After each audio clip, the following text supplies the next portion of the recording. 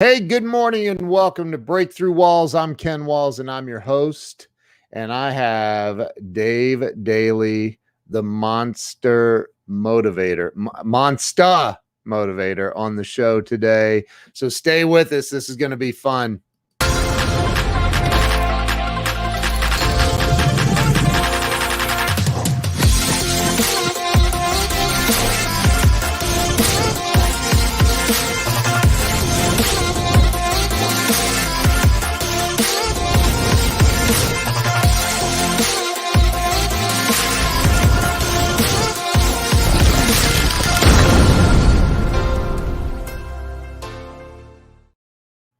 Here we go. Let me bring Dave on. Dave, welcome to the show, man. And how are you, pal?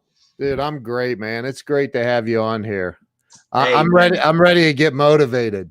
Listen, man, I appreciate the invite. I feel the energy. Let's get this baby rolling. Yeah. Hey, I was watching you as you were watching the video. I saw you smile when you saw me and Gittimer and Grant on there. I did. And that's funny you say that, because when I saw your intro and it says, break through the walls, that's been my message from day one, is identifying and learning how to crush through those fear barriers. So it's the same thing, right? It's understanding. That's why I wrote my book, Fearless is Bullshit. It's about learning how to identify, break through those fears so you can get on the other side and learn how to become courageous. So I love that, man. And I want to address that but we're going to back up here in a minute. But I think people that say you got to be fearless, like, dude, everybody has fear. Everybody. You got to learn how to confront it. And where I grew up, and we were talking about this before we went on live. I grew up on the East. I'm in San Diego, right? Yeah. But I grew up on the East Coast, Jersey. My family's from South Philly. And I grew up in a very, very masculine, macho world, right? So even as a little kid, if you show fear, there must be something wrong, right? You must be broke. As I became an adult and started to look back, I thought, you know what? That's actually wrong. That's the worst advice. See, fear is a feeling just like love, just like joy, just like anger. What do you do with it, right? How do you handle it? How do you address it to get on the other side of that fear, to become courageous? And I'm such a fan of the word courage, because those three words, core, come from the inside. See, it comes from here. And when you can learn how to be courageous, you won. Dude, I totally agree with that, man. People don't, I talk about this all the time, man. Like, you gotta realize that it doesn't make you messed up if you have fear. I mean, dude, you've been through it in life. I've been through it. Like, we all have fears, and people try to be like, there's something wrong with me because I feel fear. It's the truth, right? You're right. And that's part of, the human, this whole journey, because way back in the day, we know that fear kept us safe, right? Yeah. And I just did a post this morning about the biggest fear everyone has, bar none, is the fear of being judged, right? And I just did a post this morning and said, you judge, I judge, we all judge every single day. That's what we do. But your only job, here's the hack for that. Your only job, Ken, is to make them accurate. Yeah. Just be you. Right? Just make them accurate. Now it takes all the pressure off. Love that. I had fear this morning. I was like, should I shave? Is he gonna judge me if I don't shave? It's Friday, man. I'm not shaving. Look at me, man. Look at me. I know, right? So Dave, so you grew up in South Philly? Like, well, my family's from South Philly, so I had aunts and uncles. My mom was raised in South Philly. She was actually raised. So let me take you back. I know backstage I told you I was going to take you back to day one, right? Yeah, let's go, man. Go back. I was put up for adoption at birth. The first 18 months of my life, I was in an orphanage in North Philly. And At that 18-month mark, I got adopted by two amazing human beings. And I'm so blessed and fortunate that they were 2 generations ahead. So when they adopted me, they were in their middle 40s. So I was raised by that World War II generation, right? My dad was 82nd Airborne, World War II, and they both had the same philosophy. Lace up your boots, get to work. Nobody wants to hear it, right? So that's how I was raised. So they were like my grandparents' age, right? Yeah. So very blessed with that. And then left back in the 2nd grade, diagnosed with ADD, said I had a learning disorder, never graduated high school. At 19, I'm sitting in a jail cell looking at 8 to 10 if things don't go my way. So that's the first 19 years of this wild ride. And I tell people, Ken, and I mean this with every fiber of my being, I will put my real world resume up in the last 54 years up against anybody. Yeah. Anybody. And the reason I say that, Ken, with such conviction, is because it maps back to what I talk about, the fear of being judged. And when you can look back on your journey and embrace that, share that, bring that to the table, now you become bulletproof. Dude, so this is crazy, man. We have some things in common. I walked out of high school in 12th grade. They said they called me in, "Hey, you didn't get a biology credit in 10th grade." I said, "Yeah, that was a stupid class. I hated that class." Like, what's the well, you need that to graduate. That's the rules. And I'm like, well, your rules are stupid. And I walked out, right? I'm like, this is stupid. Yeah. It's so interesting, man, how when I used to speak on stages before this craziness happened, you wouldn't believe the people after I shared my story at the end that would come up. CEOs of multi-million-dollar companies would say, "Oh my God, my son is going through that now," or I thought I was the only one, or man, that really connected with me. People that you would never think, right? Looking from the outside in, speaking. So love it. Dan wants me to show off my tats. I don't have any, man. I've never gotten one, man. Yeah, we might still get them there.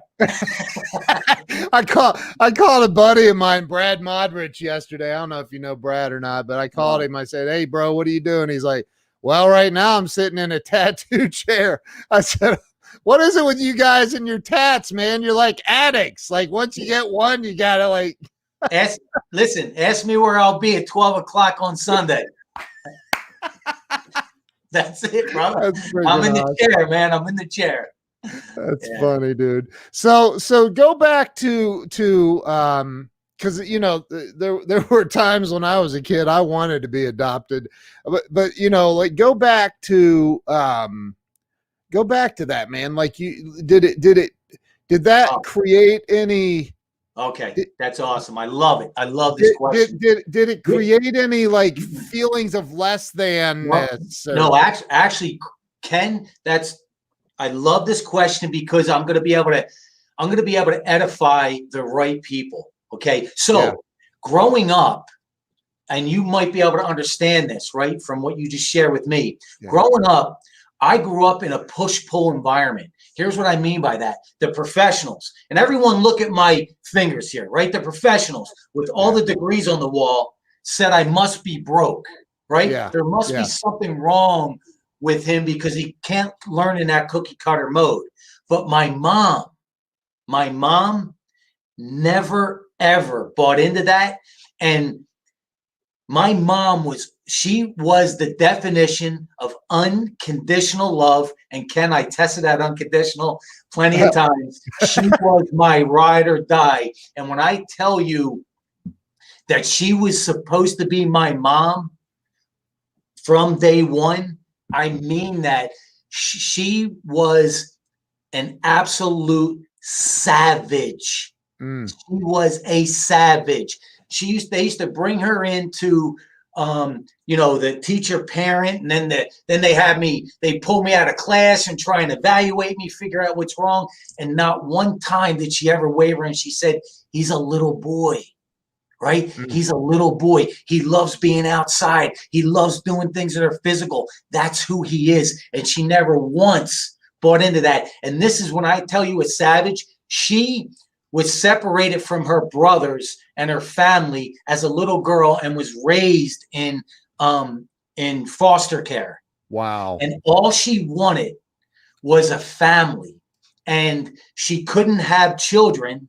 So she adopted. My brother was 10 years older. My sister was 5 years older. And then I came along.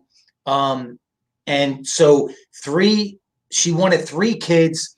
And when I was old enough to understand, she told me I was adopted. She told me that she would support me if I ever wanted to find my biological parents, my biological family. And Ken, not one time. And so let me share this. This is going to put it all together. This is going to put it all together. So I was married and together with my ex-wife for 17 years. She was 19. I was 23. We grew up together, right? Yeah. And the first time she met my parents, she said she was over for the weekend.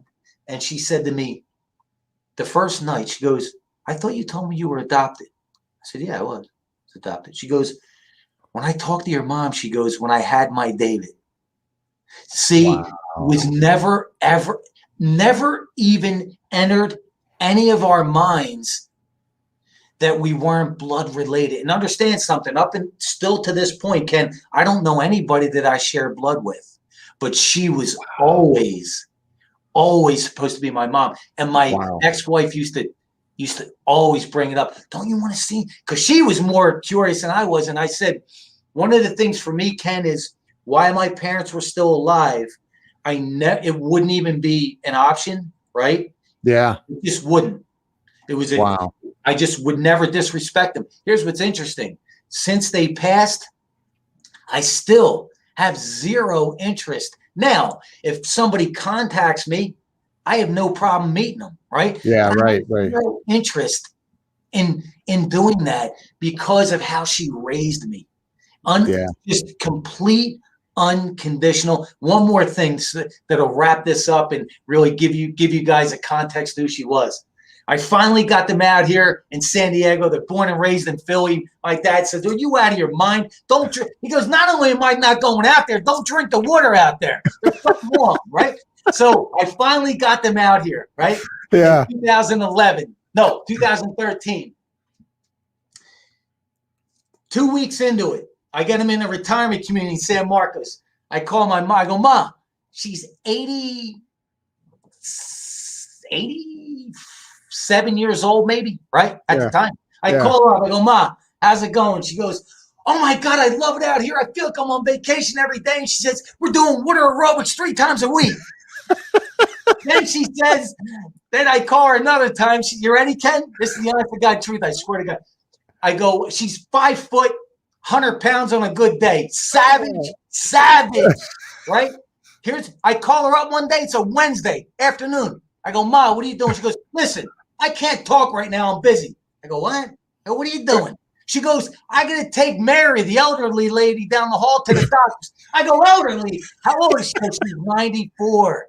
Oh my God. Absolutely savage. Wow, dude. Blessed. When I say blessed, now here's what's interesting. You ready? My dad, we couldn't be any polar opposite. He was the guy, right, that always did everything right? So at 18 years old, he gets drafted. He's in World War II for 4 years, comes home, gets a job 2 days later to support his family, worked for the same company, the railroad, for 32 years. Went to work every day at the same time, took the train into the city at the same time. We ate dinner at the same time. But here's what's interesting, right? I always tell people it took him 42 years to stop shaking his head this way, start shaking his head this way. But I was blessed, Ken, with an amazing gift. Out of the blue, he says one day, I'll go back east to visit them. They still weren't out here yet. And we're talking. He says, I got to tell you something. I said, what? He says, now this is a man's man, right? Yeah. I said, what? He says, I really admire the way you lived your life. You live your life. And I said, what do you mean? Wow. He says, you could build a business. You could sell it. You could move across the country. You could build a business. You could sell it. You could keep moving on. And I thought, man, I was floored. I said, Wow. really? He says, yeah. I said, but you have to understand, I admire the way you lived your life because you gave me a foundation to be able to allow me to become who I am. Wow. And it was unbelievable connect. And from that point on, Ken, our relationship got so much stronger, so much better. Was that before they came out to San Diego? So what happened was, so I came out here in 2008, and I've been working them because I'm the youngest, but I've always been home base. So before I moved out to San Diego, when I was married, they lived with us, right? I've always been home base, right? Yeah. And my dad was like, you must be out of your mind. You think I'm right? They just so old school. But here's what happened. I fly back one time, again, 2012. I fly back, and all of a sudden, I'm there, and he keeps asking me about SoCal. He keeps asking me about San Diego. And after a little while, I go, wait a minute, are you thinking about moving? Well, I don't know. So I found out what happened. Those two were talking one night together. My dad says to my mom out of the blue, he says, her name's Grace.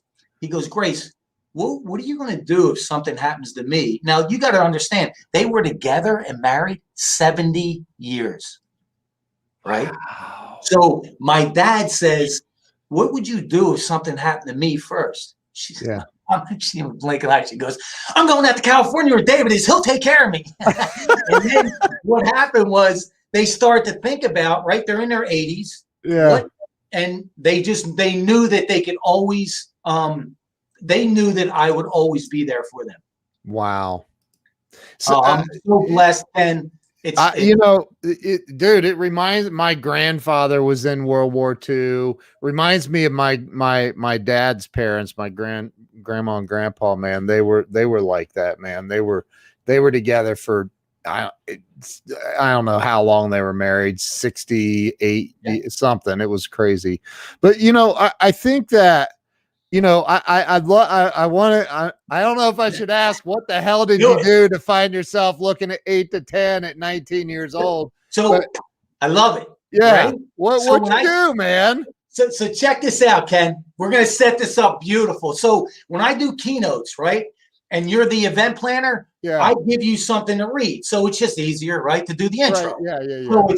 So it's Dave Daley, the Monster Motivator, built and sold 3 companies in 3 different industries and also crashed one to the ground, right? So I have to tell the event planners, because I learned the hard way. I had event planners that would skip over that because they felt bad, right? That was, right? So I had to I'd say, Ken, and I highlighted it, right, in big bold letters, and I crashed one to the ground. I said, please do not skip over this, right? Right. So that would be the intro. So then I did my intro and said, left back in the 2nd grade, blah, blah, blah.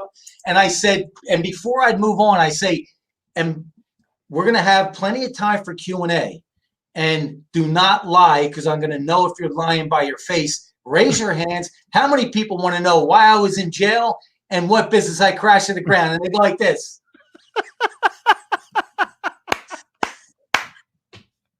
That's swear to God. They go, that's awesome, dude. I love it. Come on, raise them up higher. How many people want to know why I was in jail at 19? How many people want to know what business I crashed to the ground and what happened? And they that's because that's right. That's the connection. That's the real. That's it. So that's it, 19, dude.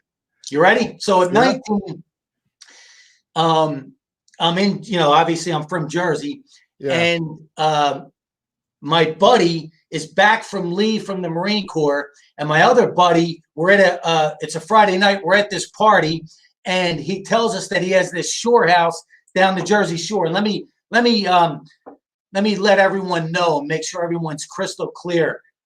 We were the original Jersey Shore crew, not these guys they brought in from New York and Rhode Island. We were the original Jersey Shore. So what happened was, me and my buddy from was on leave from the Marines. We met my other buddy down at his shore house that Saturday late afternoon. Long story short, we were out there on his deck, on the bay, on his dock, drinking a few cocktails.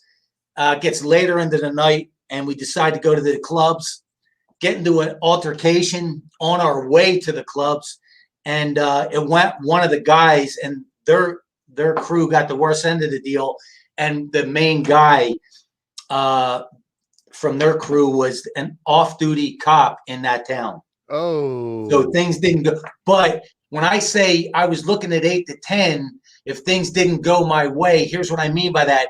That was aggravated assault on a police officer. But the reason it went our way is because we were walking, they were driving, they were drinking and driving, they got out of their vehicle and they approached us. So that's what saved us, right? Wow. Yeah, absolutely. Still had to go to jail, still did some time, but nothing like my whole life would have been completely different, obviously. Yeah. So that's what it was. Look, didn't this guy? Yeah, you know, I hear it all the time. I swear, I hear it all the time. They go, "You look like Goldberg. You look like Stone Cold." But here's what's interesting. You ready for this? This is the honest to God truth, Ken. I live in a town called Fallbrook, North County, San Diego. Yeah. Goldberg lived here for 15 years. I'm at the deli. He since moved to Texas. Yeah. I'm at the deli one day, and I'm ordering and I look. He's next to me. We both look over, and he goes like this. I go, and you know what's interesting? I know people that actually know him. He is the shyest guy you ever met. Yeah, and the kids in the back cutting the meat. They're like, "Oh my God, it's Goldberg! Oh my God!" So. And they're like, "Can we get pictures?" And I swear to God, he's like, I felt bad for him. Like, he just felt uncomfortable. I was like, "Here, I'll jump in for you. Let's do the roller."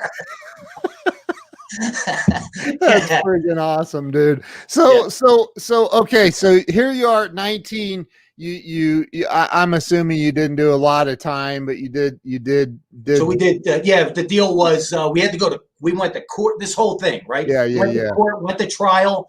And my attorney, after like the 4th or 5th day of trial, says, "Hey, I cut a deal." And it was whatever. So it was 15 weekends. Yeah. Whatever time they let us work during the week. Yeah. Whatever time we got in on Friday, we got out on Sunday. But here was the kicker. So because he was an off-duty cop, word gets around quick.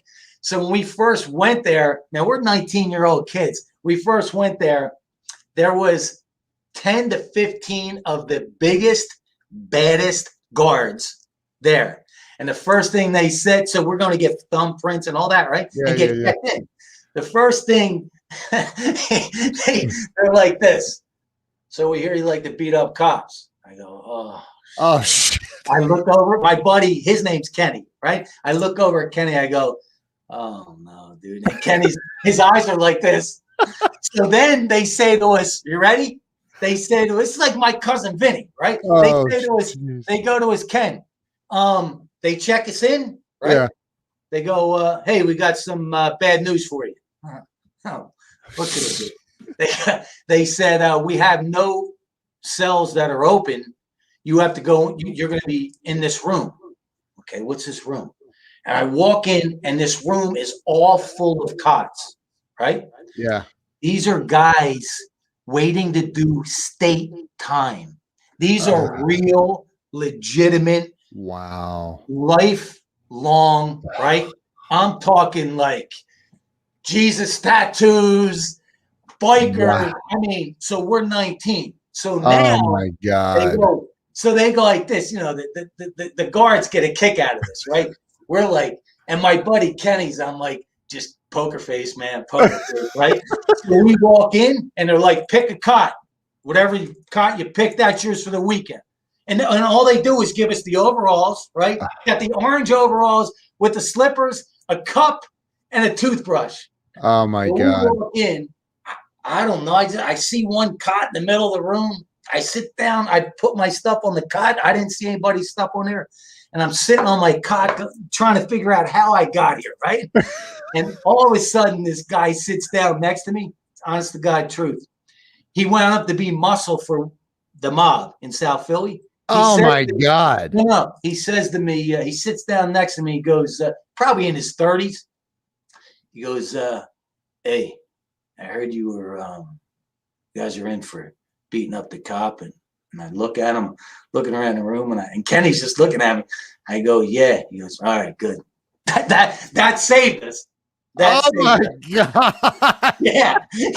I look over at Kenny. He's like this. Oh, jeez, dude. So he had your back. What's interesting is they know exactly what everyone's in there for. So as we start to get to know the guys, right? Yeah. We knew. So when new people would come, they knew exactly. I mean, they knew, right? Oh my God, man. Wow. Oh, yeah. And now here's how old school my old man is. You ready? We got the last day of the thing, and the attorney brings us out into the lobby and says, I got this deal for you guys, right? So after that, we get the news. I have to check in that day. It's a Friday. I have to check in that day. I go, when does it start? He goes, today. Oh, shit. Okay. So my old man says, now my buddy's here with his dad, right? My old man says to my buddy's dad, all right, listen, I got to go. He'll jump in with you. So I had to get a ride with my buddy's dad. Oh, my God. Yeah. He goes, I'll see you on Sunday. Good luck. Holy crap. So wait, now you said that you were working during the week. Where you had a job?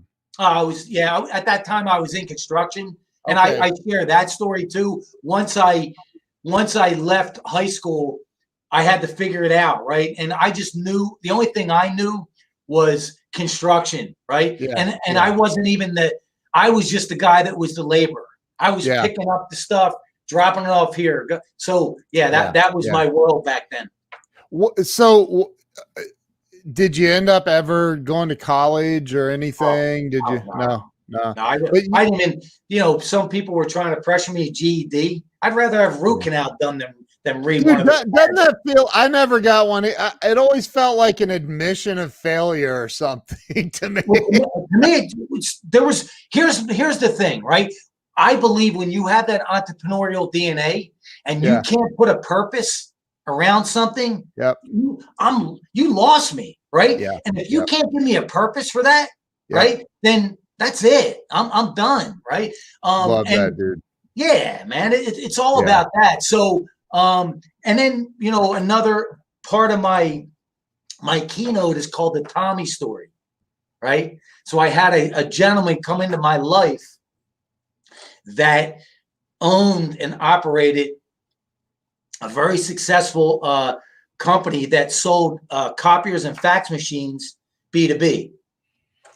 And Tommy was the kid from the neighborhood that wasn't supposed to make it like me, but he was 15 years older. And when I went in for that first interview, and I'm just giving you guys a 30,000 foot view, I looked around and I saw all the people that ran his company had all the degrees on the wall. But Tommy, he was a kid from the neighborhood. So and he took me under his wing. Yep. And he taught me. And I was doing, you ready for this?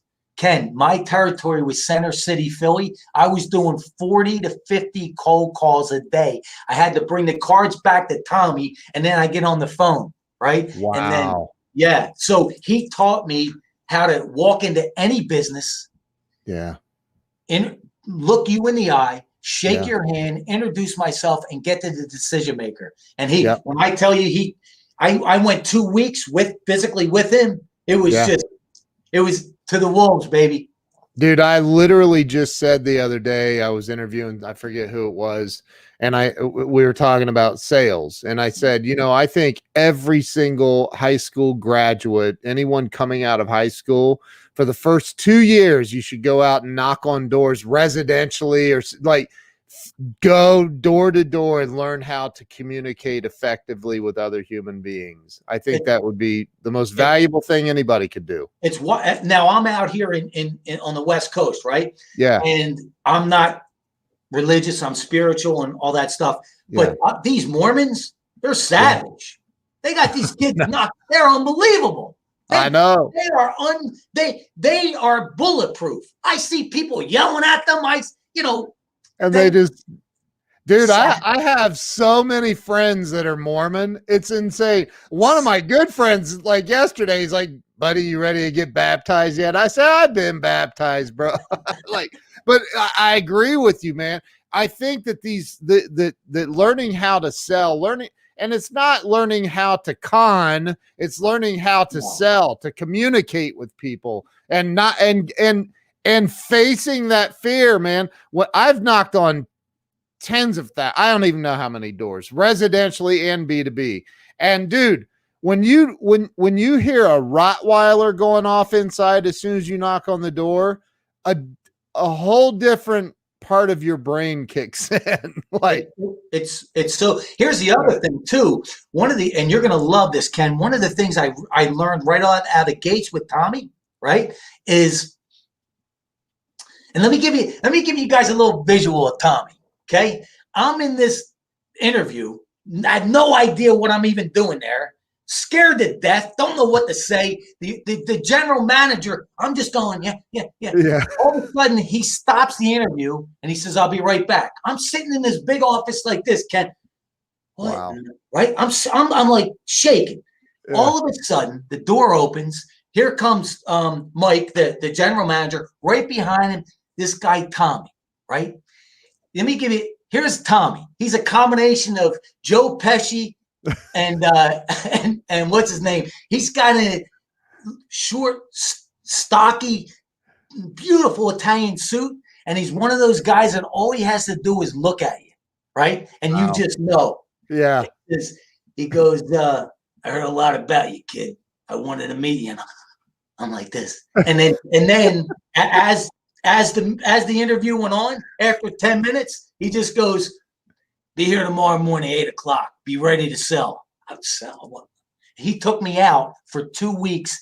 All I did, Ken, is just follow him around like a puppy dog. He goes, just watch what I do, listen to what I say.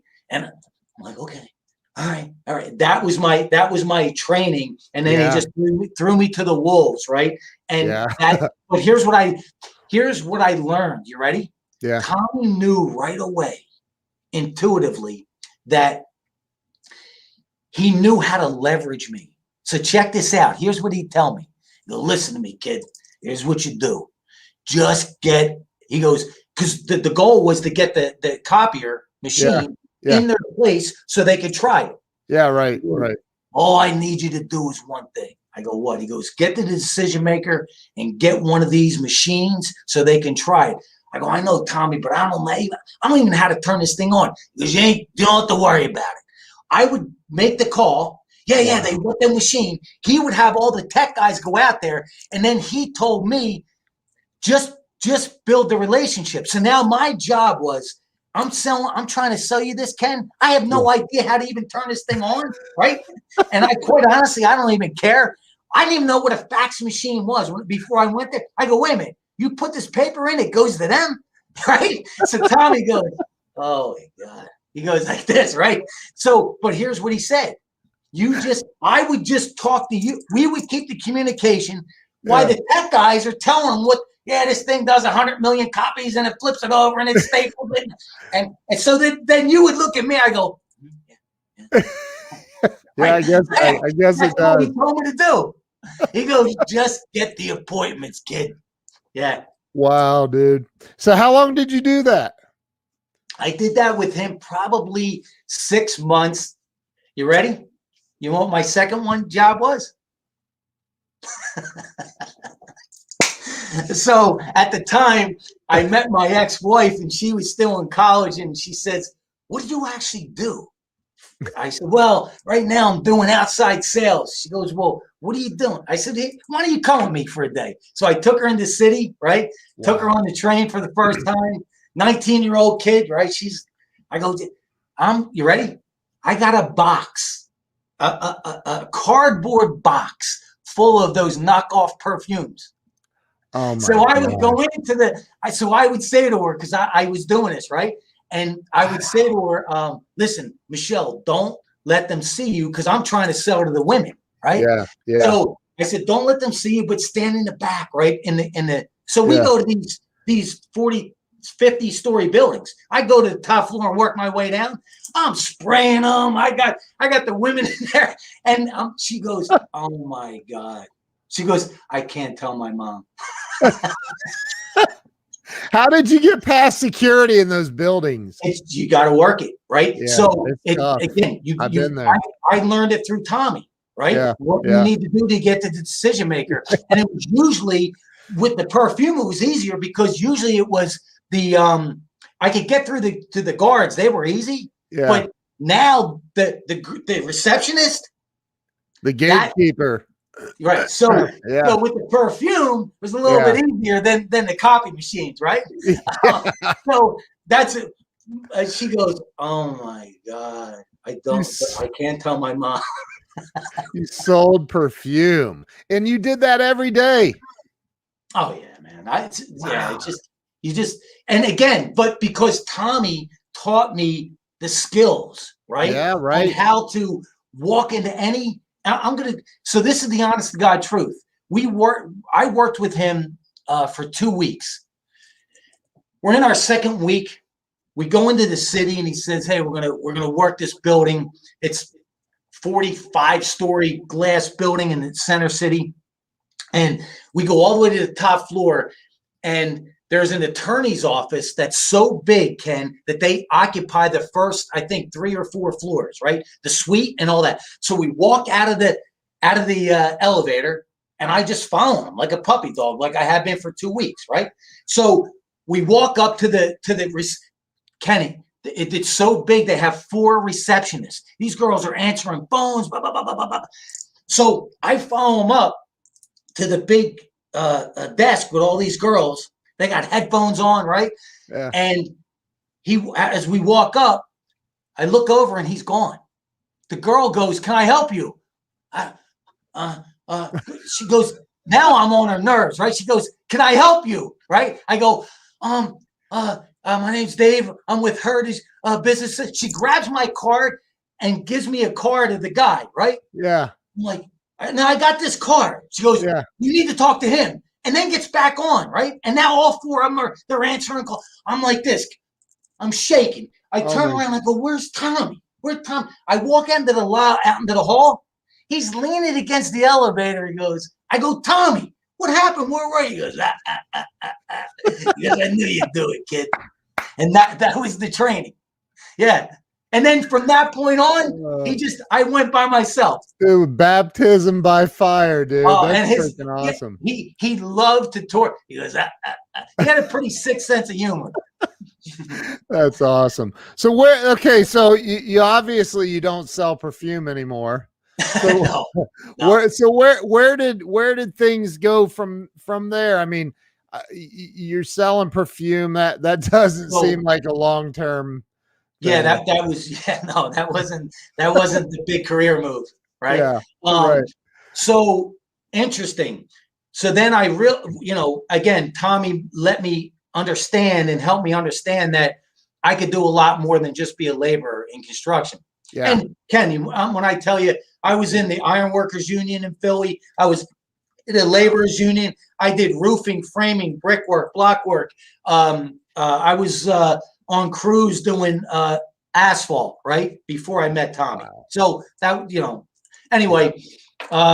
That's legit. Yeah. So then me and my ex-wife, we're together, we're living together, and it's time, I need to start, figuring this out, right? Yep. I'm in my early 20s.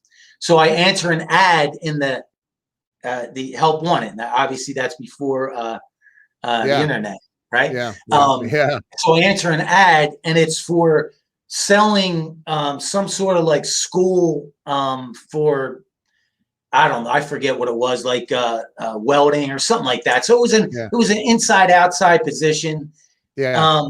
And then I had another opportunity with my buddies, my best friend's dad, who had a public adjusting firm, and he was looking for some outside sales reps. So long story short, everyone in my inner circle says, "Oh, you need to go to this. You need to try and get this job because it's got salary, it's got benefits." So I went to that interview, completely killed it. I mean, got killed, right? They didn't want anything to do with me, right?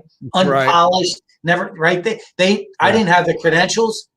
I left there, went to my buddy's dad's place. He goes, "Listen, here's what I need you to do, blah, blah, blah." So I became an outside sales rep for him on straight commission. And from that point on, I realized that that's my world because I'm not micromanaged. Let me do my thing. And his training was this. It was like, "Tommy, your cars are coming in a week." Oh, all right. Right? It was so raw, right? So for people that don't know, this is a true story. People that don't know, a public adjuster is licensed and bonded in the state that they live in, or they do business in, to represent homeowners against the insurance company, like a personal injury lawyer. So I'm an outside sales guy getting them claims. This is how the training went. I go in to this house, I find, and I'm getting paid by the claim now, right? So the more claims I can find, the more money I make. I go, "Joe, I got the claim." I go to his office. I show him the claims. He goes, no, there's only one claim. It's under this pearl. I had like 4 contracts signed. I'm like, "No, I got 4 claims." That was my training. He goes, "No, knucklehead." He goes, "It's all under one pearl." So then, so I did that with him and another company for a few years, straight commission. If I didn't bring it in, I didn't eat. This was the early 90s. And my last 2 years with them, I did 144,000 and 150,000 sales, right? Commissions. My gross. Back then, Wow. Right? Wow. So then I opened my own company. Had that for 5 years, from 95 to 2000 in Philly. Sold that. Started a fire restoration business from 2000 to 2007. Wow. With my business partner. Built that. Sold my half. Moved to San Diego. I had no idea what business I was going to do, but I bought a struggling sports nutrition store in November 2008 in the crash. Yeah, good time. Never had a retail business, no idea, right? But I just knew that if I hustled and had this plan, and here, you ready? Here's how I crunched the numbers on a napkin. I crunched it. I said, "That's it, all right, dude." So within a year and a half, we tripled the numbers. And by 2012, it made sense to flip it. Then in 2013, I opened up another fire restoration business out here, and I still have it today. You know, I think that, so which business crashed? Which one did you crash into the ground? So I opened up my fire restoration business in 2013, got that built, created momentum. And the end of 2014, I had this brilliant idea of opening up a restaurant. Brilliant, right? Never had. So it was a burger joint in Southern California here. So from the end of 2014 to the beginning of 2015, and then I had to cut. No investors, everything by myself. Still have my fire restoration business. Wow. But went through. So once I realized that I had to close that to stop the bleeding, went through a bankruptcy, and just so 2015. You ready? Beginning of 2015, the first quarter, closed up shop. Went through a bankruptcy. Never went through that in my life.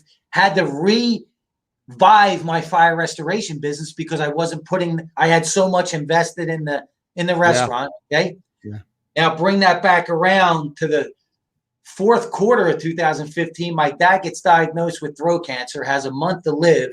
I'm actually hospice for him, giving him his morphine and his thing. And then 2 months later, my mom passes of a stroke. Right. Oh So my God, that's why I dude. say if I'll put my real world resume up with anybody, but I have to say something, Ken. Wow. That window of time with my parents, the gifts that life gave me were unbelievable. Let me share that. If we have time, I'd love to share this. Yeah, we got, dude. It's the internet and my show. We'll go all day if you want. I don't care. Here it is, dude. So he gets diagnosed with throat cancer. He's a month away from his 92nd birthday. Okay. The doctor comes to me and said, now we have him in the hospital. He's got all the all the wires in him. He's ornery as ever. Right. And and the doctor brings me out into the hallway and says, hey, we got the results. It's terminal. It's throat cancer. We have one of two things. We could go in, surgery, or we can make him as comfortable as ever. I said, listen, doc, it's not my decision. So we walk in, he's propped up. And I said, hey, the doc has some news for us. He says, yeah, all right, what is it? He says, John, here's the diagnosis. Here's your two options. He didn't even blink an eye. He goes, doc, I came into this world natural. I'm leaving natural. So doctor that's a World War II generation, right? So now we're getting him. So everyone leaves. It's me and him in the room. And he says, listen, he goes, I just have one request. I said, what? He says, I don't want to die here. He says, I want to go home. I said, all right, deal, right? He wouldn't even take their bed. They have like a hospital bed. He goes, I got my own bed. That's how he's ornery as ever, right? Wow. So now I'm getting everything prepared with hospice to get him back, right? Yeah. And my mom has been with him. She's 89. She's been or 90. She's been with him for 2 weeks. Only went home to get a shower, slept there, everything, right? I'm telling you, ride or die. So now I get her home to get him to go back and get him, right? And get everything set up for hospice. I'd never been through this in my life, right? I had no idea. Yeah. I'm getting ready to leave to go back and get him. And I can just feel something's off, right? And I said to my mom, I'm in the kitchen. I go, Ma, what's the matter? And she just ran at me, hugged me, and started to cry, right? And then she looks up at me. I told you, 5 foot, 100 pounds on a good day, right? She looks up at me and she goes, I'm sorry. I go, are you kidding me? I said, if anybody earned that, I said, you did. And I just grabbed her and I just look her in the eyes. I go, I got you. Wow. I got you. And I saw that little girl come right, the relief on her face, Ken, I have the chills. You just gave me chills, dude. Ken, the relief on her face was absolutely priceless. I go, I got you. Don't worry. Now I go back to get my dad. It's just me and him in the room. He's all propped up. And I said, I go, hey, I got a question for you. It was what? I said, it's only me, you, and the walls. It never has to leave this room. It was what? I said, you're a month away from your 92nd birthday. He says, yeah. I said, do you have any major regrets? He kind of looked at me. Wow. He looks out, there's a window. He looks out in the window and he looks back at me and he goes, no. I go, you won. He goes, what? I go, you won. I go, you won this thing called life. Wow. And Kenny looks at me and he smiles and he goes, I did. He goes, wow. Go, you won. So then we get him back, right? Now, you ready? I've got chills all over my entire freaking now you body. ready? Now you ready? He went out on his shield, my man. So check this out. So now he passed Black Friday, the day after Thanksgiving, 2015. Yeah. So now my girlfriend at the time, her mom comes in from Vegas and my mom, because they're all trying to take care of him, right? Now he's getting to the end. So I was working. I come up from Chula Vista and I walk in and all the women are jumping through hoops for him, right? Just making him comfortable, whatever he has to do. And he's pretty weak at this time, so his head's down. So I walk over and he looks at me and his eyes light up and he puts his hand out, right? He grabs my hand. He goes, oh, thank God you're here. I go, what's the matter? Now, these girls are doing everything, whatever he wants, right? They're walking on water for this guy. Yeah. He holds my hand and he goes, thank God you're here. I go, what's the matter? He goes, these women, they don't shut up. He went out on his shield, right? Dude, that's freaking awesome. I go, what's the matter with you? I go, they're jumping through hoops. I know, but they don't shut up. They're driving me crazy. So he went out on his shield. And then I got this last one. So these are gifts, right? That life has given me. Yeah. Now, my mom, I get a call from the retirement community. It's a Friday afternoon. I'm coming up from down by the border again. And I get a call from the lady that runs it. She goes, hey, I'm glad I got you. I'm in traffic now. It's a Friday afternoon. She says, look, we have a little problem. I said, what's the matter? She said, your mom she can't feel her legs. I go, what? What do you mean she can't feel her legs? I go, well, take her to the hospital. She's refusing to go. I go, oh, you got to be kidding. I go, listen, I'll be there in about an hour, right? I'm in traffic. Ready? This is the honest to God truth. Oh, my God. I get there. I'm running in. There she is on the couch in the lobby with all her lady friends. Yeah. I go, Mom. She goes, hey, I'm over here. I go, what are you doing? She goes, I guess I can't feel my legs. I go, then let's get you to the hospital. She goes like this. Okay. So the lady's like, we've been trying to get her to the hospital. So now, this is the honest to God truth, Ken. We get her in the ambulance. The ambulance is parked right out front. We get her in the ambulance. The doors are wide open. She's propped up in the bed. And she goes, hey, I said, Ma, listen, I'm getting my truck. I'll be at the hospital. I'm going to follow the ambulance. Yeah, no problem. Close the door. But when she got into the hospital, she went into a coma, never woke up. But I believe she waited for me to get there. Yeah. Oh my God, dude! Man, you know how many times you've given me chills. And here's the other thing, right? So I always say knowledge is unorganized information. That knowledge is wisdom. I don't buy that. Wisdom is the real power. And here's what I learned from that. So when my mom went into the coma, and then she was in and out of consciousness, they said, well, what do you want to do? I said, listen, we're not taking them home. Because I went through that. I didn't realize that hospice was only 12 hours, not 24. I was the other 12. I said, we're going to make her as comfortable as we can here. And the nurses start to laugh.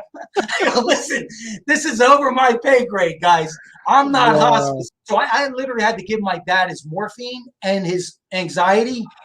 And just, here was my goal. Here was my job, Ken, just to keep his dignity, right? So when he had to go to the bathroom, I'm carrying him. I'm making sure that everything's done for him. But when I realized that, I go, wait a minute. The girls from hospice goes, hey, listen, we're going. I go, wait a minute, where are you going? They go, well, we only have 12-hour shifts. I thought this was 24. Yeah.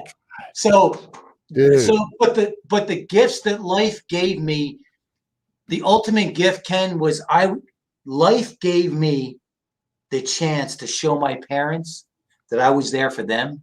Yeah. Like they were there for me. That's the truth. That is the absolute truth. And so you're still running a fire restoration business. Yeah. You're now did you I'm just curious, did you bring your parents back to Jersey or are they out? Did you bury them out there? Well, so what happened was we had a ceremony here. And this is how old school my dad is. I was going to say, yeah. This is how old school. He already had the plot. No, check this out. So he's a vet, right? 82nd Airborne. So they already have their plots in the military thing. But in his original thing, in his will, we're going to fly the bodies back, right? Right. Or in his case, the body. And my mom was still alive, right? Yeah. At the time. So I said to my dad, I go, because we knew we had about a month to go. I said, you do know that there's a big difference in cost, which is no problem. Just so you know, there's a big difference, right? Because he wanted to make sure my mom was going to be okay, right? Yeah, right. So he was really good with it. I mean, frugal and, just old school, right? Yep, Very good with his finance. Yeah. So I said to him, do you still want your body to be flown out? Here's the difference, or cremation. when I told them the difference in the price, all right, just do the cremation. We're good. So they both got, oh yeah, dude, yeah. And it was easier for me, right? No, he didn't even blink an eye. He goes, oh my God. What? He goes like this. He goes, they want to charge me. What? I go, no, they're not. I go, listen. And then I swear to God, Ken, in the hospital, he had bought this like long-term insurance policy like 30 years ago. He goes, well, it's finally paying for itself. I go, you're unbelievable. I go, you're unbelievable. You're unbelievable. All the way to the end, I swear to God. When he learned the price difference, he goes, they're out of their mind. Oh my goes, God. Crazy. I said, well, I'm just telling you. Dude, holy shit. You know what though? I think and you know, I mean, it's been a few years, obviously, but you know, the fact that you know, these people were angels in your life from the beginning, and literally, I think, you know, set a foundation for you that's unbreakable, man. Like it's incredible. And you talk about it with such the fact that you're not tearing up as you talk, like it's impressive. These are gifts. No, I know. These are like, absolute gifts. It's incredible, dude. It's incredible. So let me ask you a question, because I asked this of everybody that's on the show. I had Andy Frisella on the show too. Oh, awesome. Yeah, he's dude's a badass. So, yeah. But you know, what do you think? And this is in your opinion. And I'm going to tell you first. The number one answer is fear. Yeah. So you have to do better. I'm kidding. So what do you think stops people from achieving, number one, financial success in life, and number two, freedom, real joy, freedom, happiness? Lack of planning. Wow. And when you map that back, that goes back to, what do you actually want? See, so many people can tell you what they don't want. Yeah. But they have such a hard time telling you what they do want. And one of the hacks that I learned a long time ago from a mentor of mine is, so because we know that as the human race, right? Yeah. So just write down on the left side of that paper what you don't want. On the right side, write the polar opposite of that, and then throw that left-hand side out.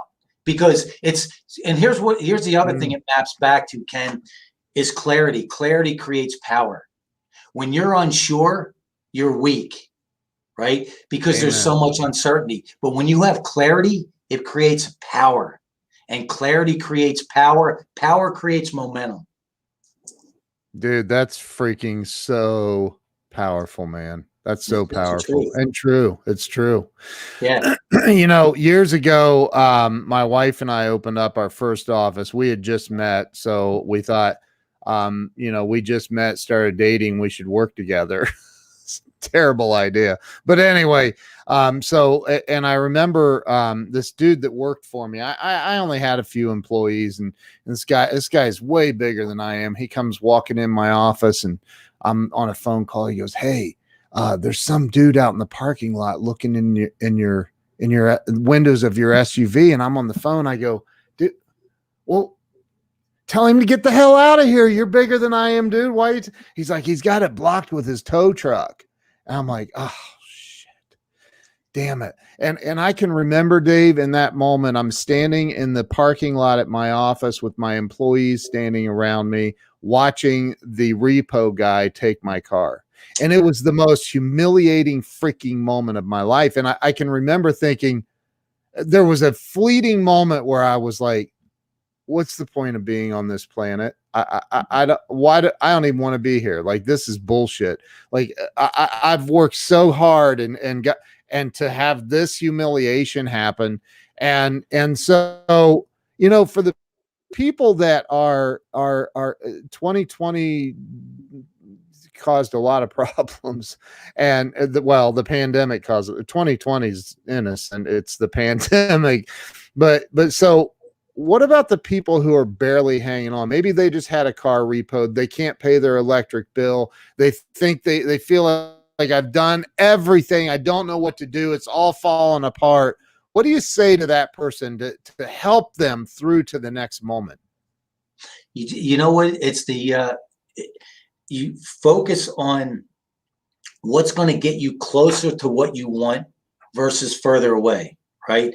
And then when you do that on a daily basis, you start adding up those base hits instead of always trying to figure out how to hit those grand slams. And let me give another major life hack on the fear of failure, right? Yeah. The fear of what happens if something goes wrong. So when I have my restaurant and I decide to close the doors, I have my girlfriend at the time who helped me. You know, she was working with me side by side. I said, Stephanie, close the door, lock the door. We're in the restaurant. I said, turn on your phone. We're going to do a little video for everyone in the community because I owe them that. And I explain why we close our doors and a whole bit. And, you know, social media, they went crazy. They went wild, right? The support I had was unprecedented. But people say, how did you bounce back so quick from that? How were you able to get through that? And here's what I tell people. When you have a situation that happens to you in life like that, or you have a really major decision to make and you're not sure what to do, what to say, how to do this, you ask yourself, and only you can answer this question.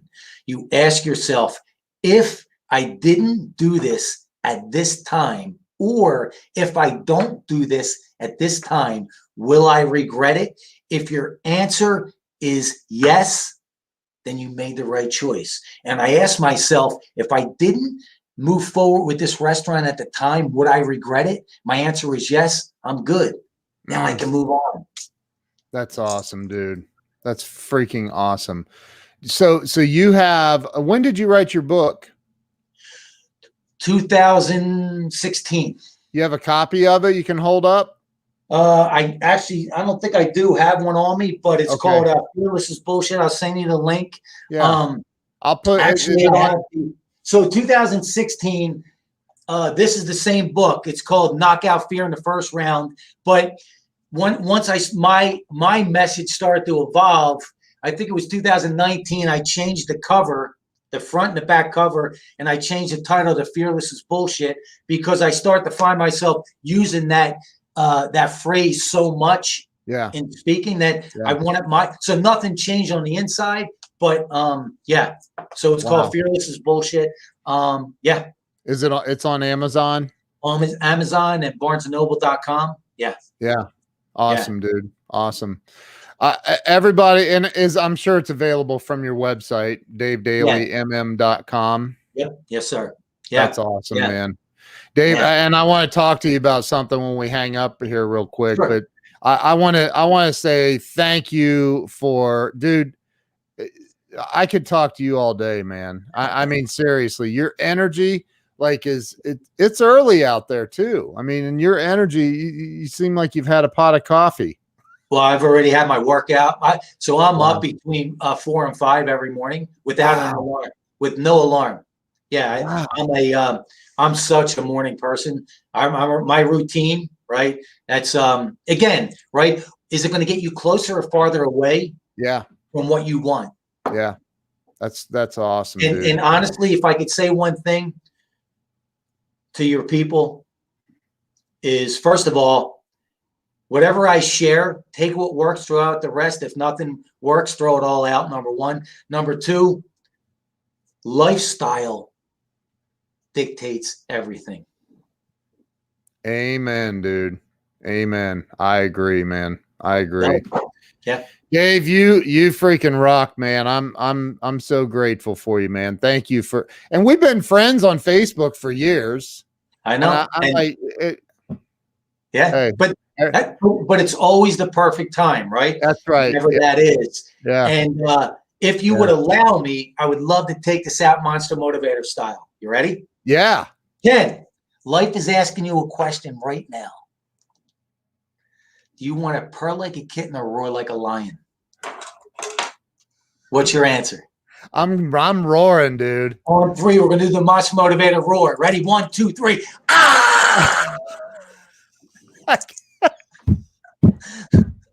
How much fun is that? That's awesome, dude. I love it. You ready? When I went to Bradley's office for him to do my show, all the people that work for him said, "There's no way you're going to get him to do the roar." I go, "Watch." And it was Facebook Live, baby. That's freaking awesome, dude. That's awesome. And hey, everybody, go to DaveDaleyMM.com. I'm sure the book's on there, right? Yep. Get the book. Go get the book. I'm going to get Dave on an Amazon Live. He doesn't know it yet, but I'm going to talk to him about it in a second. So, hey, everybody go follow this dude. Dave, you rock, man. Thank you for being here. Hang with me. We'll be right back. I'm going to end this. Thank you to everybody who watched, everyone who shared. Follow Dave Daley everywhere he's going, man. I love your energy, bro. You're changing the world. Thank you, man. See you guys.